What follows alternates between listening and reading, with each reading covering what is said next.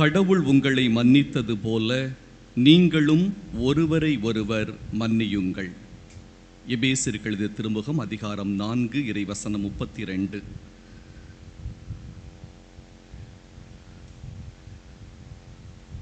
ஒரு திரைப்படத்தில் ஒரு டயலாக் வரும். ஒரு புகழ்பெற்ற நடிகர் சொல்லுவார், தமிழில் எனக்கு பிடிக்காத ஒரு வார்த்தை மன்னிப்பு அப்படின்பார். தமிழில் எனக்கு பிடிக்காத வார்த்தை மன்னிப்பு. ஆனால் இயேசுவுக்கு பிடித்த ஒரே ஒரு வார்த்தை மன்னிப்பு.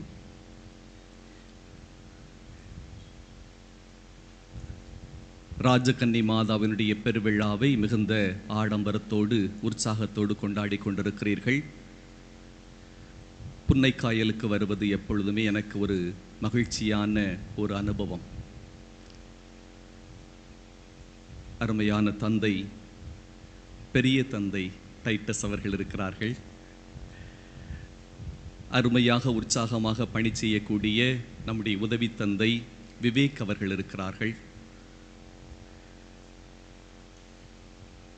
இந்த ராஜகன்னி மாதாவினுடைய சுரூபம் எனக்கு மிகவும் ஒரு பிடித்தமான சுரூபம்.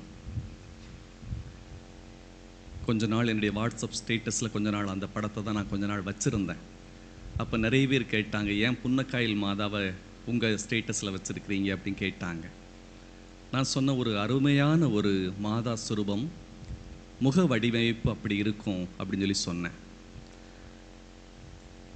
அதே போல் நான் பணியாற்றுகின்ற மணப்பாடு பங்கிலே நம்முடைய புன்னக்காயலை சார்ந்த களப்பணியாளராக அருட்சகோதரர் செல்வராயன் என்னோடு பணியாற்றி கொண்டிருக்கிறார். அவருக்கு உடம்பு தான் அங்கே இருக்குமே ஒழிய மனசு ஃபுல்லாக இங்கே தான். ஒவ்வொரு நாளும் யூடியூப்பில் பார்த்துக்கிட்டே இருப்பார். அதான் பார்த்த, நீ அங்கேருந்து நேரத்தை செலவழிக்கிறதுக்கு திருவிழாவை நேரடியாக போய் பார்த்துக்க அப்படின்னு சொல்லி சகோதரர்கிட்ட சொன்னேன். எனவே இந்த நாளிலே உங்களை சந்திப்பதிலே மிகுந்த மகிழ்ச்சி அடைகிறேன். உங்கள் பங்கு தந்தைக்கும் அருட்சகோதரிகளுக்கும் உங்களுக்கும் என்னுடைய பெருவிழா வாழ்த்துக்களை தெரிவிப்பதிலே மிகுந்த மகிழ்ச்சி அடைகிறேன். எனக்கு கொஞ்சம் சற்று கடினமான ஒரு தலைப்பை தான் உங்கள் பங்கு தந்தை கொடுத்திருக்கிறார். எடுத்தது உதவி பங்கு தந்தையை நினைக்கிறேன். மன்னிப்போம் எண்ணிக்கையில் அல்ல, எல்லைகள் அன்றி. பொதுவாக நம்ம ஊர்களில் பழி வாங்கணும், பழிக்கு பழி வாங்கணும் அப்படின்னா எல்லாருக்கும் பிடிக்கும் இல்லை? பேசுறது, அவன் நம்மளை இப்படி பண்ணா நம்ம அதுக்கு செஞ்சு விட்டுறணும். இன்னைக்கு உள்ள உலகம் அப்படித்தான். நீ எனக்கு 1 பண்ணா நான் உனக்கு 2 பண்ணுவேன். நீ யாருன்னு நீ காட்டிட்ட, நான் யாருன்னு நான் காட்டுவேன் இல்லை? இன்னைக்கு உலகமே அதான் ட்ரெண்ட். குடும்பத்திலையும் அதுதான், ஊர்கள்லையும் அதுதான், உலக நாடுகளுக்கிடையேயும் அதுதான் நடந்துகிட்டு இருக்கு. இஸ்ரேல் பாலஸ்தீன போராக இருக்கலாம், உக்ரைன் ரஷ்யா போராக இருக்கலாம், இன்னும் முடிஞ்ச பாடில்லை. நீ எனக்கு 1 பண்ணா நான் உனக்கு 2 செய்வேன். யார் பெரியவன் என்று பார்ப்போம். இந்த எண்ணம் எல்லா இடத்திலும் இருக்கு. அப்ப இன்னைக்கு மன்னிப்பு என்று பேசுவது ஆலயத்தில் மட்டும்தான் பேச முடியுமா? இல்லை. ஒருத்தர் பைக் ஓட்டிக்கிட்டு நம்ம தூத்துக்குடியை போல அல்லது மதுரையை போல ஒரு பெரிய மாநகரத்தில் போய்கொண்டிருந்தார். டிராஃபிக் போலீஸ் அவன் லைட்டு போட்டு ஒரு படு கிராஸ் பண்ணிட்டான். உடனே டிராஃபிக் போலீஸ் அவனை பிடிச்சு ஃபைன் அடித்தார். வசமாக இவர்கிட்ட மாட்டிக்கிட்டோமே அப்படின்ட்டு அவன் பார்த்த அந்த டிராஃபிக் போலீஸ் பேர் அப்ரஹாம், கிறிஸ்தவர். உடனே இவன் சொன்னான் அவரை பார்த்து, உங்கள் தந்தை இரக்கமுள்ளவராக இருப்பது போல நீங்களும் இரக்கமுள்ளவராக இருங்கள். ஐயா, தெரியாமல் தவறு பண்ணிட்ட, மன்னிச்சுக்கோங்க அப்படின்னு மறைமுகமாக இவர் சொன்னார். அவரும் பார்த்தார், ஐயோ இப்படி பைபிள் வசனத்தை சொல்கிறானே, இவனுக்கு போய் ஃபைன் அடிக்கிறதா அப்படின்னு சொல்லிட்டு, மகனே உன் பாவங்கள் மன்னிக்கப்பட்டன, இனிமேல் பாவம் செய்யாதே போ அப்படின்னாராம். என்னோடு படித்த ஒரு நண்பர் திருச்சியிலே இப்பொழுது குருவானவராக இருக்கிறார். அவங்க அப்பா தலைமை ஆசிரியர் பள்ளியில். அவங்க அப்பாவுக்கும் சித்தப்பாவுக்கும் சண்டை. பரம்பரை சொத்துல ஒரு 10 ஏக்கர் நிலம் யாருக்கு? ஏறக்குறைய 15 ஆண்டுகள் அந்த வழக்கு நடந்தது. கடைசியாக அவங்க அப்பா செத்தும் போயிட்டார். அப்ப இந்த குருவானவர், என்னுடைய நண்பர், என்னோடு பேசி கொண்டிருக்கிற பொழுது சொல்றாரு, எங்க அப்பா வாத்தியார், ஹெட்மாஸ்டர், ஊருக்கெல்லாம் உபதேசம் பண்ணார்.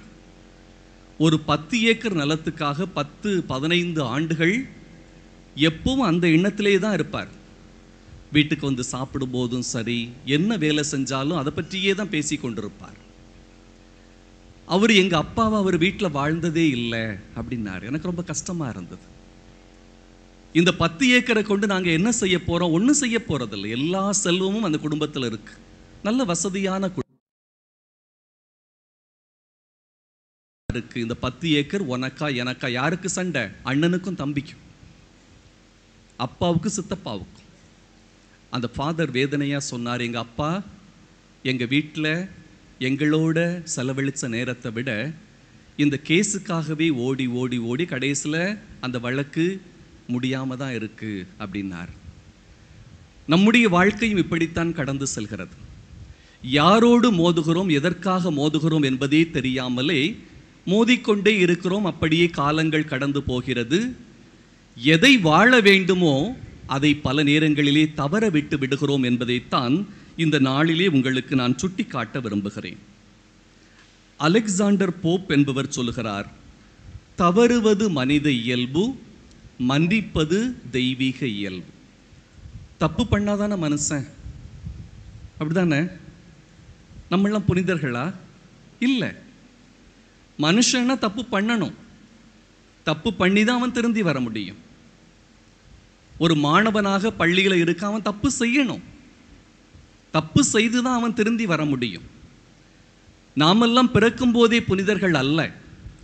எல்லோரிடமும் பலவீனங்கள் இருக்கிறது, எல்லோரிடமும் குற்றங்குறை இருக்கிறது. அப்பதான் அவன் மனுஷனா இருக்க முடியும். இல்லைன்னா அவன் வேற. ஒரு கல்லு மண்ணும் தவறு செய்யுமா? செய்யாது. ஒரு கல்லை எங்க போட்டீங்களோ அந்த இடத்துல இருக்கும். நம்மளாம் உயிருள்ள மனுஷங்கிறதுக்கு அடையாளமே எதுதான்?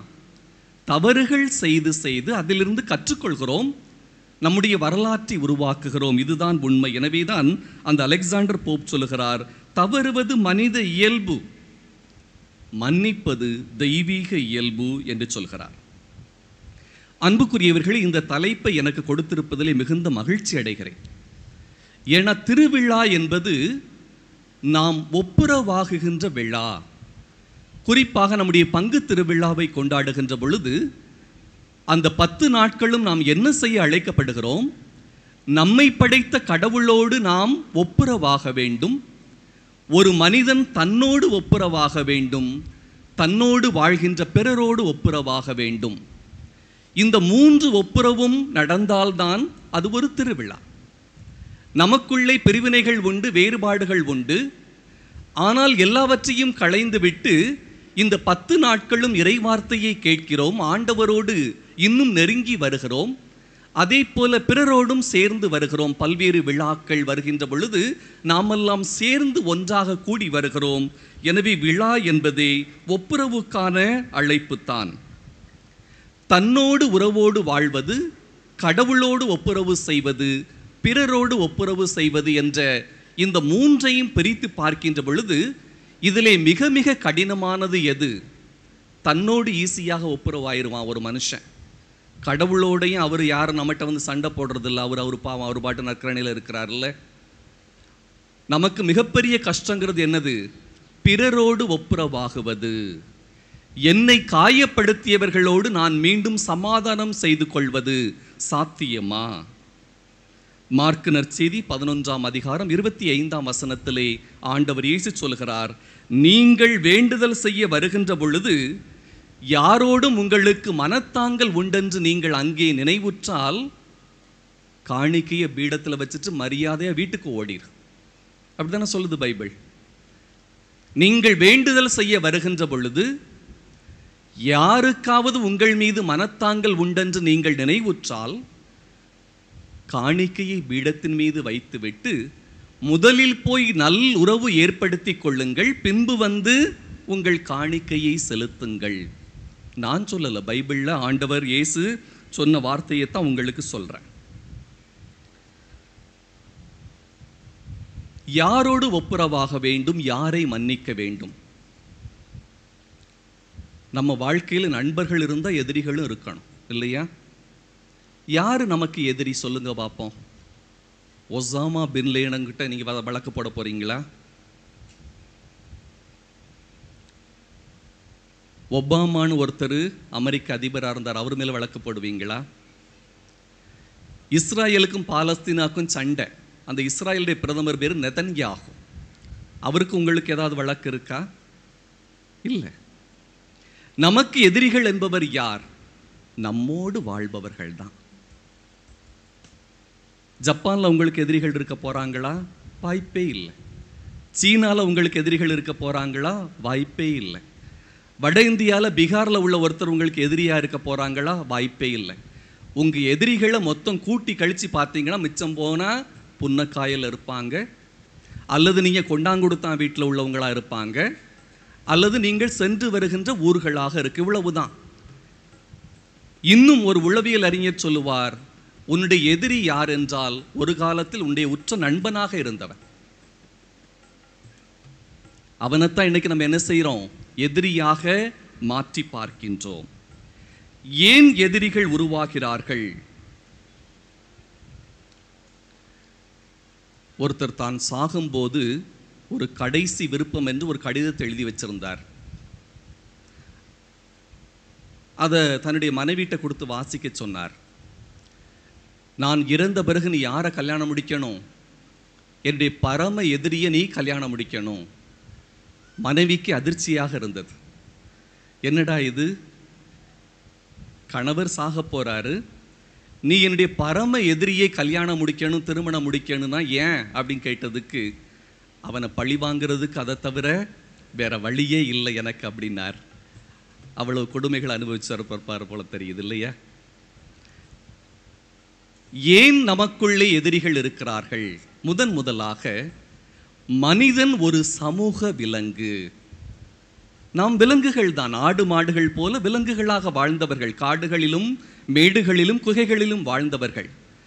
மனிதன் எப்பொழுது நாகரிகத்தை கற்றுக்கொண்டானோ அப்பொழுது ஒன்றாக இணைந்து வாழ ஆரம்பித்தோம். இந்த சமூக விலங்கு ஒன்றாக வாழ்கின்ற பொழுது இதுல என்ன பிரச்சனைனா, ஒவ்வொருவரும் தனித்தன்மை உடையவர்கள். வில்சனை போல ஃபாதர் டைட்டஸ் இருக்க முடியாது, ஃபாதர் டைட்டஸை போல ஃபாதர் கிஷோக் இருக்க முடியாது, அல்லது ஃபாதர் கிஷோக்கை போல ஃபாதர் ஜான்சலும் இருக்க முடியாது. ஒவ்வொருவரும் தனித்தன்மை வாய்ந்தவர்கள் இல்லையா? ஒரு கணவன், மனைவி, பிள்ளைகள் யாராக இருந்தாலும் இந்த தனித்தன்மை வாய்ந்த மனிதர்கள் ஒன்றாக இணைந்து வாழ்வது என்பது போராட்டம். ஏன் கணவனுக்கும் மனைவிக்கும் பிரச்சனை? ஏன் பிரச்சனை? ரெண்டேரும் ஒன்றாகத்தான் வாழ வேண்டும் என்பது நமக்கு தெரியும். ஆனால் இருவரும் தனித்தன்மை உடையவர்கள். எனக்கு மட்டன் குழம்பு தான் பிடிக்குது, உனக்கு சிக்கன் குழம்பு தான் பிடிக்குது இல்லையா? எனக்கு அவரை நண்பராக பிடிக்கிறது, உனக்கு அவரை பிடிக்கல. எனவே மனிதன் ஒரு சமூக விலங்கு என்று சொல்கின்ற பொழுது, ஒன்றாக வாழ்கின்ற பொழுது நாம் தனித்தன்மை உடையவர்களாக இருப்பதால் தாயும் பிள்ளையும் ஒண்ணுனாலும் வாயும் வயிறும் வேறதான் இல்லையா? எனவே இதுதான் நம்முடைய அடிப்படை பிரச்சனை. ஒவ்வொருவரும் நம்முடைய தனித்தன்மையோடு சேர்ந்து வாழ முயற்சி எடுக்கின்ற பொழுது அங்கே சிக்கல்கள், பிரச்சனைகள் வருவது இயல்பு. எனவே எப்பொழுது ஒருவன் எனக்கு பிடிக்காத காரியத்தை செய்கிறானோ அப்பொழுது நான் அவனை எதிரியாக பார்க்க ஆரம்பிக்கின்றேன். அதுதான் அதனுடைய முதல் காரணம்.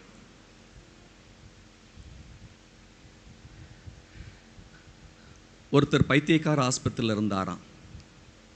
அப்போ அவரை பார்க்கறதுக்கு ஒருத்தர் போகும்பொழுது அவர் மல்லிகா மல்லிகா அப்படின்னு சொல்லிக்கிட்டே இருந்திருக்கிறார். அப்போ எதுக்குங்க இவர் மல்லிகா மல்லிகான்னு சொல்லிக்கிட்டு இருக்கிறாரு அப்படின்னு கேட்டதுக்கு, இவர் மல்லிகாவை காதலித்தவர். காதல் கை கூடலையன்னு என்ன ஆயிட்டாரு? பைத்தியம் ஆயிட்டார். அப்போ இவர் 2வது ரூமுக்கு போனார். அங்கே படுத்திருந்தவரும் பைத்தியக்கார ஆஸ்பத்திரியில் அவர் என்ன சொல்றாரு? மல்லிகா மல்லிகா அப்படின்னு அவரும் சொன்னார். இவருக்கு குழப்பம் வந்துருச்சு. என்னடா இது, முதல் ரூமில் போனோம் மல்லிகா மல்லிகான்னு அவரு சொல்றாரு, 2வது ரூமுக்கு போனால் அவரும் இப்படி சொல்றாரு. அப்போ இவர் யாருன்னா மல்லிகாவை திருமணம் செய்தவர். ஏண்டா மல்லிகாவை திருமணம் செய்தோம் சொல்லிட்டு இவர் பைத்தியம் ஆயிட்டாராம். ஒருவருக்கு பாயாசம் மற்றவருக்கு விஷமாக மாறுகிறது இல்லையா? கணவன் மனைவிக்குள்ள தெரியும். உங்களுக்கு ஒருவரை பிடித்திருக்கிறது, அவரை வீட்டுக்கு கூட்டிட்டு வந்திருக்கீங்க. ஆனா கணவருக்கு அவரை கண்டாலே பிடிக்க மாட்டேங்குது. இதான் பிரச்சனை நமக்குள்ள இல்லையா? ஒருவருக்கு பாயாசமாக இருக்கிறது, ஒருவருக்கு அமிர்தமாக இருப்பது, மற்றொருவருக்கு விஷமாக இருக்கிறது. இது மனித வாழ்வினுடைய மிகப்பெரிய சிக்கலாக இருக்கிறது. மனிதர்கள் ஒன்றாக இணைந்து வாழ வேண்டும், அதே நேரம் நம்முடைய தனித்தன்மையையும் நாம் இழக்காமல் வாழ வேண்டும். எனவே இது ஒரு இயல்பான போராட்டம். அது குடும்பங்களிலும் இருக்கும், ஊர்களிலும் இருக்கும், சமூகங்களிலும் இருக்கும். இரண்டாவது, ஏன் நமக்கு எதிரிகள் உருவாகிறார்கள் என்று பார்க்கின்ற பொழுது, இந்த மனித வாழ்வு என்பது போட்டியான வாழ்வு. நான் 50 பேருக்கு தான் பிரியாணி வச்சிருக்கிறேன், இவ்வளோ பேர் வந்திருக்கிறீங்க, நான் பூச முடிஞ்சவுடனே 50 பேருக்கு பிரியாணி கொடுப்பேன்னு சொன்னால் நீங்கள் முண்டி அடிப்பீங்களா இல்லையா? ஏன்? 50 பேருக்கு தான் பிரியாணி இருக்கு, யார் முன்ன போகிறாங்களோ அவங்களுக்கு தான் கிடைக்கும். ஒரு வேலை வாய்ப்பு தான் இருக்கிறது, 100 பேர் இன்டர்வியூ அட்டன் பண்ணுறோம். நம்ம என்ன நினைப்போம்? 99 பேரும் ஹார்ட் அட்டாக் வந்து ஆஸ்பத்திரிக்கு போனாலும் பரவாயில்ல, எனக்கு வேலை கிடைக்கட்டு. இந்த உலகமே போட்டி நிறைந்த உலகம் இல்லையா? எனவே நான் இங்கே ஜெயிக்கணும்னா எல்லாரும் தோக்கணும். இது இயல்பாக மனிதனுக்கு இருக்கின்ற ஒரு உணர்வாக இருக்கிறது. முதல் பரிசு, பள்ளிக்கூடத்தில் முதல் பரிசு வாங்குறோம் இல்லையா? குருமானவர்களுக்கு ஒருத்தர் பழைய பிஷப்பை பற்றி சொல்லுவாங்க. குறுமடத்தில் பிரதர்ஸ்லாம் சாயங்காலம் ஃபுட்பால் விளையாண்டுட்டு இருந்தாங்க, கால்பந்து விளையாட்டு. கால்பந்து விளையாட்டுக்கு எத்தனை பந்து வச்சு விளையாடணும்? ஒரு பந்து இல்லை. அப்போ ஒரு பழைய காலத்து பிஷப் அவர் வாக்கிங் போயிட்டு இருந்திருக்காரு சாயங்காலம். இங்கே 11 பேர், அங்கே 11 பேர், ஃபுட்பால் மேட்ச் நடந்துக்கிட்டு இருக்கு. அந்த பிஷப் சொன்னாரா ரெக்டரை கூப்பிட்டு, ஏங்க செமினரில் பணமாக இல்லை, ஒரு பந்துக்கு 22 பேர் சண்டை போட்டுக்கிட்டு இருக்கிறான், ஆளுக்கு ஒரு பந்தை நீங்கள் வாங்கி கொடுக்கலாம்ல அப்படின்னு கேட்டாரா? அவர் வேடிக்கையாக சொன்னாலும் அதுதான் உண்மை. 22 பந்துகள் 22 பேரிடம் இருந்தால் அவர்கள் சண்டை போடுவதற்கு வாய்ப்பு இல்லை. மனிதர்களுக்கிடையே ஏன் போட்டி வருகிறது என்று சொன்னால், நம்மிடம் இருக்கிற வளங்கள், ஆதாரங்கள் குறைவாக இருக்கின்ற பொழுது யார் முந்திக்கொண்டு அதை பெற்றுக்கொள்கிறார்களோ அதற்கான போட்டி இங்கே நிலவுகிறது. ஒரு குடம் தான் தண்ணி வருது, குழாயடி சண்டை போடுவீங்களா இல்லையா? நம்ம ஊரில் குழாயடி சண்டை போடுறோமா? எல்லாருக்கும் எப்பவும் தண்ணி வரும்னா நம்ம ஏன் சண்டை போட போகிறோம்? இல்லை, இங்கே நீயும் நானும் எதிரி அல்ல. பல நேரங்களில் நம்ம அது புரிகிறது கிடையாது நமக்கு. ஏன் பக்கத்து வீட்டுக்காரி தண்ணி வரும்பொழுது எனக்கு அவளுக்கும் சண்டை வருதுன்னா, நீர் என்பது, தண்ணீர் என்பது குறைவாக இருக்கிறது, அதுதான் பிரச்சனை. மற்றபடி அவங்களுக்கு எனக்கு எந்த வழக்கம் கிடையாது. அல்லது ஏன் நிலத்திற்காக சண்டை போடுகிறோம் என்று சொன்னால், நிலம் என்பது குறைவாக இருக்கிறது. எனவே எங்கெல்லாம் வளங்கள், ஆதாரங்கள் குறைவாக இருக்கிறதோ அங்கே சண்டை வரும். அதான் சொன்னேன், 50 பேருக்கு தான் பிரியாணினா 500 பேர் இருக்க இடத்துல கட்டாயம் சண்டை வரும். இதனால் ஒரு எதிரி உருவாகிறான். மூன்றாவது ஒரு காரணம், நாம் எப்பொழுதும் பிறரோடு நம்மை ஒப்பீடு செய்துதான் நான் எவ்வளவு உயர்ந்தவன் என்பதை பார்க்கிறோம். நான் கணக்கு பாடத்தில் 95 மதிப்பெண்கள் பெற்றிருக்கேன், எனக்கு அடுத்து இருக்கிற மாணவன் 92 மதிப்பெண்கள் பெற்றிருக்கிறான். நான் ஃபர்ஸ்ட் ரேங்கிறத முடிவு செய்கிறது யாரு? எனக்கு அடுத்து இருக்கின்ற மாணவன். ஒருவேளை அவன் 96 மதிப்பெண்கள் எடுத்து விட்டான் என்று சொன்னால் நான் 2வது இடத்திற்கு தள்ளப்படுகிறேன். எனவே மனிதர்கள் எப்பொழுதும் நான் எவ்வளவு வலிமையானவன் என்பதை எப்படித்தான் கண்டுபிடிக்க முடியும்? பிறரோடு ஒப்பிட்டு பார்த்துதான் கண்டுபிடிக்க முடியும். என் தங்கச்சி வீட்டில் 3 செல்ஃபோன் இருக்கு, அப்போ எங்கள் வீட்டில் 5 செல்ஃபோன் இருக்கு. என் அக்கா வீட்டில் 1 கார் தான் இருக்கு, எங்கள் வீட்டில் 2 கார் இருக்கு இல்லையா? ஒப்பிட்டு பார்த்து நாம் மகிழ்ச்சி அடைகிறோம், அவனை விட நான் நல்லா தான் இருக்கிறேன். இது மனிதர்களுக்குள்ளே உள்ள இயல்பான ஒரு உணர்வு. எனவே தான் வேடிக்கையாக சொல்லுவார்கள், ஒருவன் கடவுள்கிட்ட ஜெபம் பண்ணான், கடவுளே நான் கேட்குற வரமெல்லாம் நீங்கள் தரணும். கடவுள் சொன்னார், நீ எடுத்துக்கோ, எது வேணாலும் கேளு, நான் உனக்கு தாரேன். ஆனால் ஒரே ஒரு கண்டிஷன் என்னன்னா, உனக்கு என்னெல்லாம் தர்றனோ அது 2 மடங்கா உன் தம்பிக்கு கொடுப்பேன் அப்படின்னார். பரவாயில்ல கடவுளே, கிடைக்கிற வரைக்கும் கிடைக்கட்டு அப்படின்னு சொல்லிட்டு முதல் நாள் சொன்னா, எனக்கு நல்ல ஒரு அழகான வீடு வேணும். வீடு கிடைச்சிச்சா? கிடைச்சிது. பக்கத்து வீட்டை எட்டி பார்த்தான், தம்பிக்கு 2 வீடு கிடைச்சிருச்சு. பரவாயில்ல, நம்ம தம்பி தானே இருந்துட்டு போட்டு அப்படின்னு விட்டுட்டான். அதுக்கடுத்த நாள் கடவுள்கிட்ட கேட்டான், கடவுளே எனக்கு 2 கார் வேணும். பக்கத்து வீட்டை எட்டி பார்த்தான், அங்கே எத்தனை கார் இருக்கும்? 4 கார் இருந்துச்சு. இவனுக்கு தாங்க முடியல. கடவுள்கிட்ட நம்ம வரம் கேட்குறோம், நம்ம தம்பிக்கு 2 மடங்கு கிடைக்குதே. அடுத்த நாள் கடவுள்கிட்ட அவன் ஜெபம் பண்ணான், கடவுளே என் ஒரு கண்ணை எடுத்துக்கோங்கன்ட்டான். கடவுள் கேட்டார், ஏன்டா இப்படி கேட்குற? அப்படியே பக்கத்து வீடு எட்டி பார்த்தான், ஒத்த கண்ணை வச்சுக்கிட்டு. அவனுக்கு எந்த பேருக்கணும்? 2 கண்ணும் பேருக்கும்ல. இதுதான் மனித இயல்பு. அன்புக்குரியவர்களே, பிறரோடு ஒப்பிட்டு பார்த்து நாம் பிறரை எதிரிகளாக மாற்றுகிறோம்.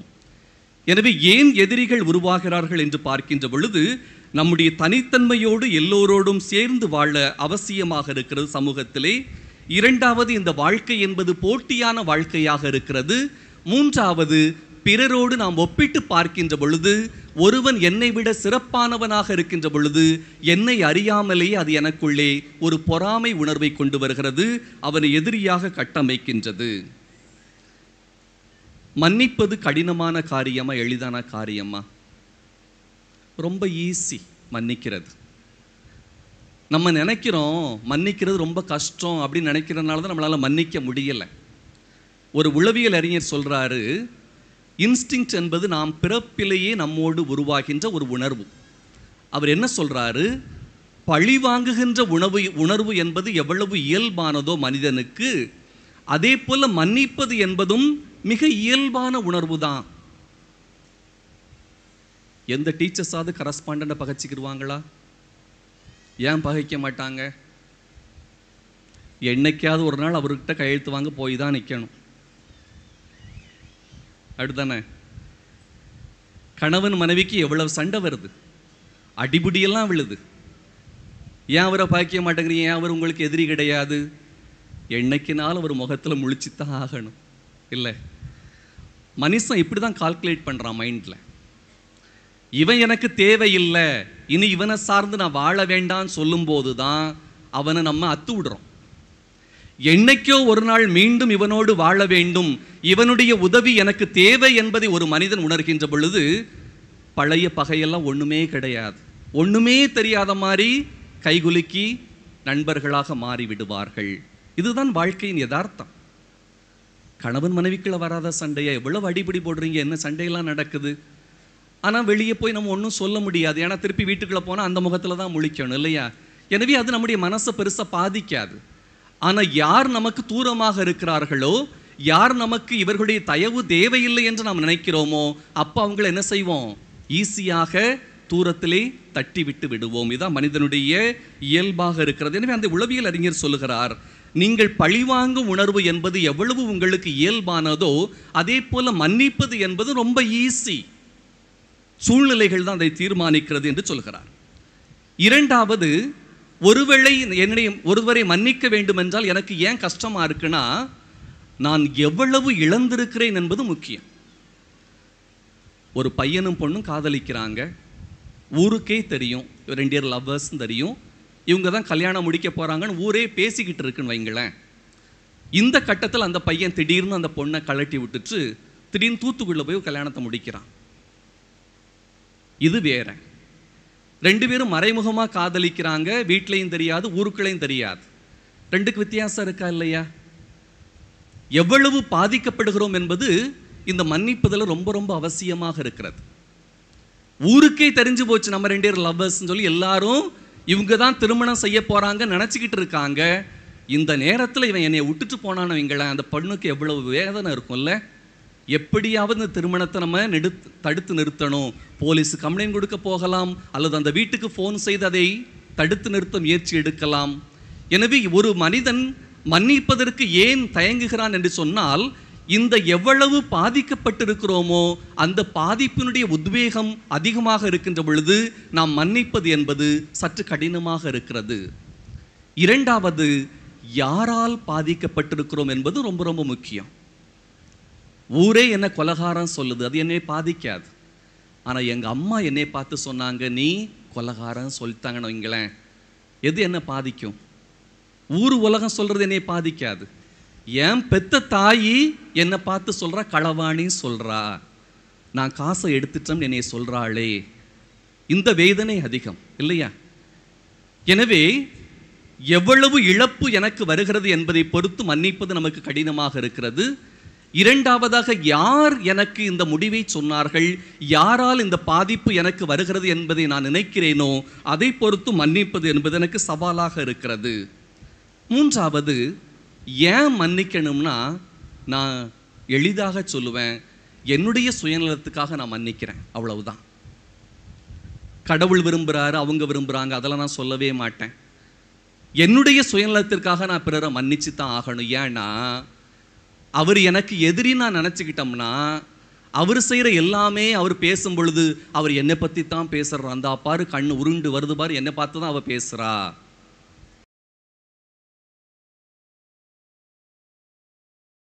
யாரு டிஸ்டர்ப் ஆகு?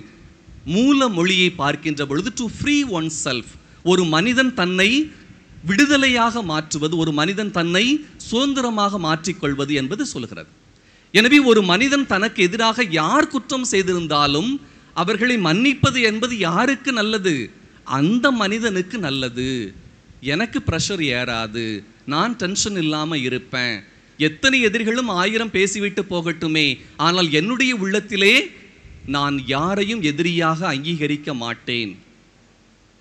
மன்னிக்கணும் அப்படின்னு பேசும்பொழுது நான் என்னுடைய வாழ்க்கையை கொஞ்சம் யோசித்து பார்த்தேன். நான் இதுவரைக்கும் யார்கிட்டையாவது மன்னிப்பு கேட்டிருக்கேனா, அல்லது யாராவது என்னை மன்னிச்சிருக்காங்களா? அப்படி யோசித்து பார்க்கும் பொழுது என்னுடைய வாழ்க்கையில் எனக்கு யாருமே எதிரியே கிடையாது. யோசித்து பார்த்தேன், யாரையாவது நம்ம எதிரியாக நினச்சிருக்கோமான்னு யோசித்து பார்த்தேன். நான் என்ன நினைப்பேன், ஒருவன் எனக்கு எதிரியாக இருக்கிறதுக்கு அவனுக்கு ஒரு தகுதி வேணும் இல்லை? ஏன்னா என் எதிரி என்னை விட பெரியவன் அப்படின்னு நான் நினச்சிக்கிறேன். அவன் நினைச்சா எல்லாத்தையும் கட்டுப்படுத்துவான், என்னால் கட்டுப்படுத்த முடியாது, நான் பலம் குறைந்தவன் என்று நான் நினைக்கிறேன். எனவே நான் எப்பொழுது நான் என்ன நினைக்கிறேன், நான் தான் தகுதி உள்ளவன். எனவே எனக்கு எதிரி யாரும் கிடையாது. எனக்கு எதிரி யாராக தான் இருக்க முடியும்? என்னை விட வலிமையானவனாக தான் ஒருத்தர் இருக்கணும். அப்போ நான் எதிரியாக யாரையும் அங்கீகரிக்க மாட்டேன். இதுதான் என்னுடைய முதல் பிரச்சனை. அதனால் என்னுடைய வாழ்க்கையில் இத்தனை ஆண்டுகள் யாரையும் நான் எதிரியாக கருதியதே கிடையாது. இரண்டாவதாக, இந்த எதிரிகள் என்பவர்கள் நம்ம டிஸ்டர்ப் பண்ணிக்கிட்டு இருப்பாங்க இல்லையா? இதனால வர்ற டென்ஷன் யாருக்கு? எனக்கு தான். இன்னொருவர் உங்களை எதிரியாக நினைக்கலாம், அது அவங்க பிரச்சனை.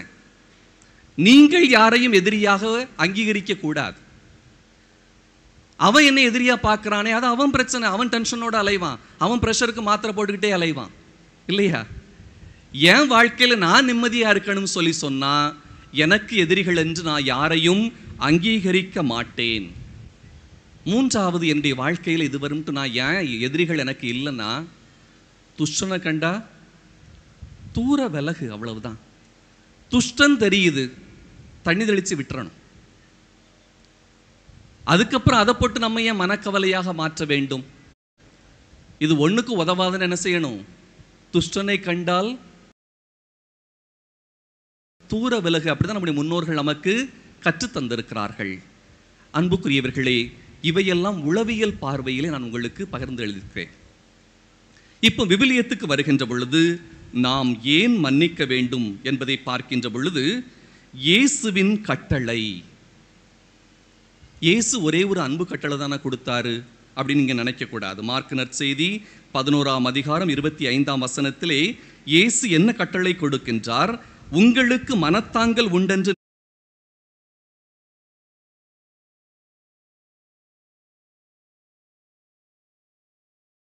நீங்கள் அங்கே நினைவுற்றால் உங்கள் பலிபீடத்திலே அந்த காணிக்கையை வைத்துவிட்டு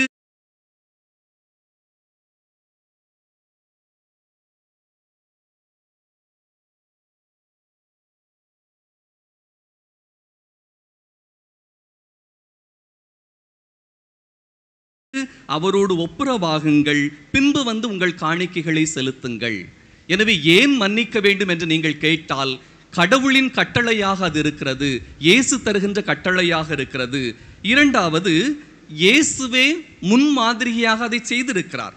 லூக்கா நற்செய்தி 23ஆம் அதிகாரம் 34ஆம் வசனம். இயேசுனுடைய வாழ்க்கையை நினைச்சு பாருங்களேன். ஒரு தவறும் செய்யாதவர், எந்த பாவமும் அறியாதவர், அவரை சிலுவையில அரைஞ்சு வச்சிருக்கிறாங்க, ஆணிகளால் அரைஞ்சு வச்சிருக்கிறாங்க. அந்த இயேசு நமக்கு முன்மாதிரியாக என்ன சொல்றாரு? தந்தையே, இவர்கள் அறியாமல் செய்கிறார்கள், இவர்கள் குற்றங்களை மன்னியும். முதலாக இயேசுவின் கட்டளை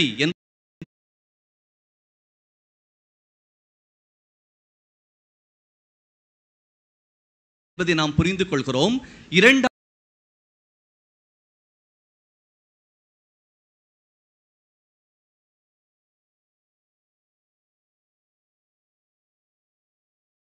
இயேசுவே அதை முன்மாதிரியாக நமக்கு செய்து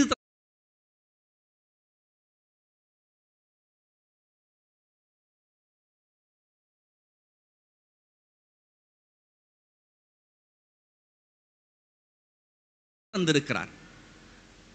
நான் பெரிய வெள்ளிக்கிழமெல்லாம் பிரசங்கம் வைக்கும்போது நினைச்சு பார்ப்பேன். பாருங்களேன், ஒரு மாசு மறுவற்ற மனுஷனை அப்படி சிலுவையில் அரைஞ்சு போட்டிருக்கு. அவருக்குன்னு ஆட்கள் இல்லையா? 12 சீடர்கள், அப்போஸ்தலர்கள் இருக்கிறாங்க, 70 சீடர்கள் இருக்கிறாங்க, ஏராளமான பெண் சீடர்கள் இருக்கிறாங்க. அவர் அந்த எருசலேமுக்கு நுழைகின்ற பொழுது ஓசன்னா ஓசன்னா என்று பாடிய ஒரு மக்கள் கூட்டமும் அவரிடம் இருந்தது. இயேசு ஒருவேளை சிலுவையில் இருந்து, டேய், என்னைய பழி வாங்கினவங்க எல்லாரையும் ஒருத்தனை விடாம வெட்டுங்கடா அப்படின்னு சொல்லியிருந்தா திருத்துதர்கள் வெட்டியிருப்பாங்களா? இல்லையா? வெட்டியிருப்பாங்க. ஆனா அத்தோடு கிறிஸ்தவமும் கதை முடிந்திருக்கும். ஆனால் நம் தெய்வம் இயேசு அந்த சிலுவையில் பாடுபடுகின்ற பொழுதும் என்ன நமக்கு முன்மாதிரியாக சொல்லுகிறார்? வாளை எடுப்பவன் வாளால் தான் மடிவான். வீட்டில் திருந்தாதவன் தெருவில் போய் திருந்திதான் ஆகணும், இல்லையா?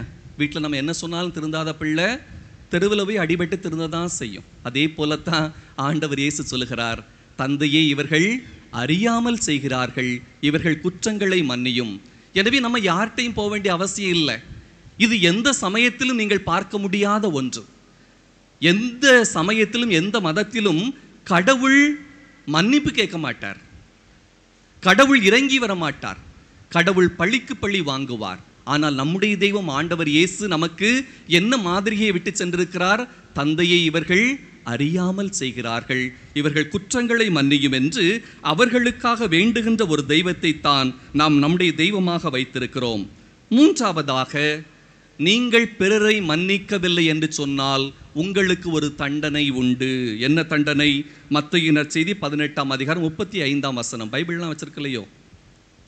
வேண்டாம் இல்லை அதெல்லாம். சரி, மத்தேயு நற்செய்தி 18ஆம் அதிகாரம் 35ஆம் வசனத்தில் ஆண்டவர் இயேசு சொல்லுகிறார், நீங்கள் உங்கள் எதிரிகளை மனமாற மன்னிக்காவிட்டால் உங்கள் விண்ணக தந்தையும் உங்களை மன்னிக்க மாட்டார். இயேசுவுக்கே புகழ், இயேசுவுக்கே நன்றி, மரியே வாழ்க. அப்போ ஏன் நம்ம பிறரை மன்னிக்கணும்னா, முதலாவது இயேசுவின் கட்டளை. நீ எனக்கு காணிக்கை செலுத்த வரணும்னா முதல்ல நல்லுறவு ஏற்படுத்தி விட்டு வந்து என்னிடம் காணிக்கை செலுத்து. இரண்டாவது, இயேசுவே நமக்கு முன்மாதிரியாக இருக்கிறார். சிலுவையில் பாடுபடுகின்ற பொழுது கூட தந்தையை இவர்கள் அறியாமல் செய்கிறார்கள் என்று எதிரிகளுக்காக மன்றாடுகிறார். மூன்றாவது, மன்னிக்கவில்லை என்று சொன்னால் நமக்கு ஒரு தண்டனையும் காத்திருக்கிறது. நீங்கள் உங்கள் எதிரிகளை மன்னிக்காவிட்டால் உங்கள் விண்ணக தந்தையும் உங்கள் பாவங்களை மன்னிக்க மாட்டார். எல்லாம் விவிலியத்திலிருந்து தான் உங்களுக்கு சொல்லியிருக்கேன். பழைய ஏற்பாட்டிலேருந்து ஒரு நிகழ்ச்சி மட்டும் உங்களோட அதை சேர்த்துக்கொள்ள விரும்புகிறேன். பழைய ஏற்பாட்டில் யாக்கோவுக்கு 12 பிள்ளைங்க. அதில் ஒரு பையன் யோசேப். அவன் என்ன சொல்கிறான்? ஒரு கனவு காண்றான். அந்த கனவுல 11 கதிர்கட்டுகளும் தன்னை வணங்குவதாக கனவு காண்றான். இது யாரு? அவனுடைய சகோதரர்களை தான் குறிக்குது. உடன் பிறந்த சகோதரர்கள். அவங்க என்ன செய்கிறாங்க? யோசேப்பை ஒரு பாழுங்கிணத்துல கொண்டு தள்ளுறாங்க. எதுக்காக? அவன் செத்து போகட்டும் நினைச்சாங்க, அவ்வளவுதான். செஞ்சது யாரு? அவனோடு உடன் பிறந்தவர்கள். அந்த நேரத்தில் அவங்க அண்ணன் சொல்கிறான், நம்ம தம்பி தான் பொழைச்சி போகட்டு, அந்த எகிப்து கொஞ்சம் வியாபாரிகள் போயிட்டு இருக்காங்க, அவங்ககிட்ட வித்துட்டோம்னா நமக்கு கொஞ்சம் காசும் கிடைக்கும் இல்லையா, அதனால் அவனை வித்துருவோம். பாழுங்கிணற்றில் தள்ளியவர்கள் கூட பிறந்தவர்கள், அவனை எகிப்திய வியாபாரிகளிடம் விற்றவர்களும் கூட பிறந்தவர்கள். இந்த யோசேப்பு எகிப்துக்கு போறார். எகிப்தில் போய் ஒரு காலத்தில் பெரிய ஆளுநராக இருக்கிறார். இப்போ கானான் நாட்டில் பஞ்சம் ஏற்படுகிறது.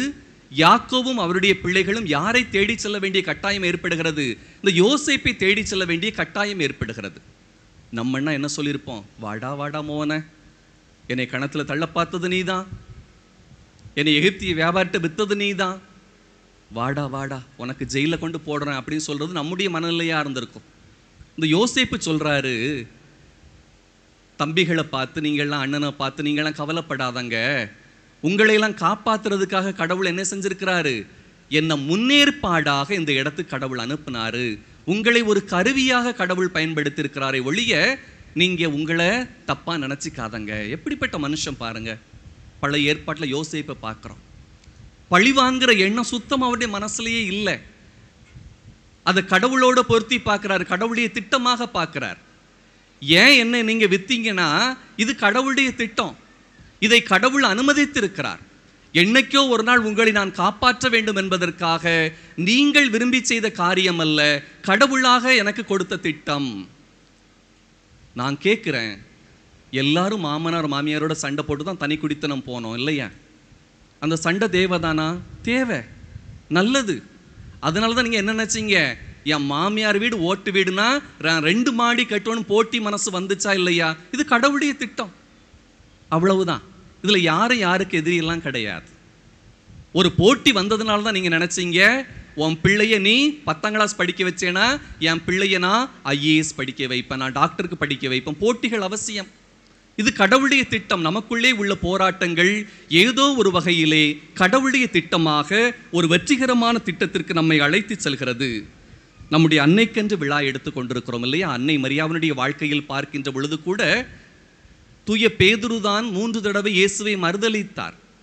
அந்த பேதுருவையும் இயேசுவை விட்டுவிட்டு சென்று ஓடிய எல்லா சீடர்களையும் ஒருங்கிணைத்து அன்னை மரியா திருச்சபையை நிறுவினார். இவங்கள்லாம் என் பையனை விட்டு ஓடி போயிட்டாங்களே, இந்த பேதுரு 3 தடவை மறுதலிச்சாரே, இவர் எப்படி திருச்சபையின் தலைவராக முடியும்னு மரியா நினைக்கவே இல்லை. என்னுடைய மகனின் கனவு என்பது இறையாட்சி கனவு, அதை இந்த சீடர்களை கொண்டு நான் உருவாக்குவேன் என்று திருத்தூதர் பணிகள் 1ஆம் அதிகாரம் 14ஆம் வசனத்திலே அதை நாம் பார்க்கின்றோம். ஆகவே அன்புக்குரியவர்களே, இந்த நாளிலே நாம் மன்னிப்பு பெற வேண்டும், மன்னிப்பு கொடுக்க வேண்டும் என்று நாம் அழைக்கப்படுகிறோம். மன்னிப்பு என்பது என்ன? ஒருத்தர் தெளிவாக சொல்றாரு, ஸ்லேட்டில் எழுதுறீங்கள்ல எல்லாத்தையும் அழிச்சிடணும், முற்றிலுமாக அழித்து விடுவது, அதான் மன்னிப்பு. இல்லை 10 லைனை எழுதி அழிச்சு வச்சிருக்கிறேன், ஒரு 2 லைன் மிச்சம் இருக்கு, போர்டில் ஒரு ஆசிரியர் எல்லாம் எழுதி வச்சிருக்கிறாங்க இல்லையா? மன்னிப்பு என்பது முற்றிலுமாக அதை மறந்து விடுவது. கொஞ்சம் கொஞ்சம் மிச்சம் மீது வைக்கிறது இல்லை, அதுக்கு பேர் மன்னிப்பு கிடையாது. எனவே மன்னிப்பு என்பது முற்றிலுமாக ஒன்றை அழித்து விடுவது.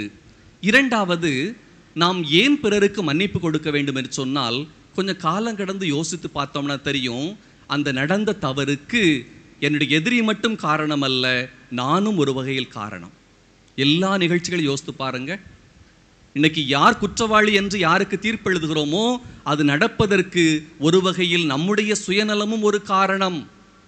எனவே நாமும் அதிலே உடன்பட்டிருக்கிறோம் என்பதையும் நாம் நினைத்து பார்க்கின்ற பொழுது பிறரை மன்னிப்பது என்பது எளிதாக இருக்கின்றது. மூன்றாவது, ஒரு மனிதன் இன்னொருவனுக்கு பாதிப்பு ஏற்படுத்துகின்ற பொழுது அவனுக்கு இவ்வளவு பாதிப்பு ஏற்படும் என்பது அவனுக்கே தெரியாமல் இருந்திருக்கலாம் இல்லையா? நான் சொன்ன ஒரு 2 பேர் லவ் பண்ணுறாங்க, ஊருக்கே தெரியுது. அவன் நினைச்சான், அவன் வேறொரு காரணத்துக்காக வேறொரு பிள்ளை திருமணம் செய்கிறான், ஆனால் இந்த பிள்ளைக்கு வலிக்குது இல்லையா? இவ்வளவு பாதிப்பு வரும் என்று ஒருவேளை அவன் சிந்திக்காமல் இருந்திருக்கலாம், யோசிக்காமல் இருந்திருக்கலாம். இப்படியெல்லாம் அடுத்தவருடைய நிலையிலிருந்து நாம் சிந்தித்து பார்க்கின்ற பொழுது மன்னிப்பது என்பது எளிதாக இருக்கிறது. ஆகவே அன்புக்குரியவர்களே, இந்த நாளிலே மன்னிப்போம், மறப்போம், புதிய வாழ்வை தொடங்க வேண்டும் என்று கடவுள் உங்களுக்கும் எனக்கும் அழைப்பை கொடுக்கின்றார். மன்னிப்பது என்பது கடினமான காரியமே அல்ல, அது எளிதான காரியம். அது முற்றிலுமாக பழையதை கழித்துவிட்டு ஒரு புதிய மனிதனாக நம்மை உருவெடுக்க வைக்கிறது. எல்லோரையும் மன்னித்து அன்போடும் மகிழ்ச்சியோடும் சமாதானத்தோடும் நீங்கள் குடும்பங்களிலும் நம்முடைய பங்கு சமூகத்திலும் நீங்கள் என்றும் ஒன்றுபட்டு வாழ வேண்டும் என்று இறைவன் கொடுக்கின்ற அழைப்பை நாம் அனைவரும் ஏற்றுக்கொள்வோம். ஆமென்.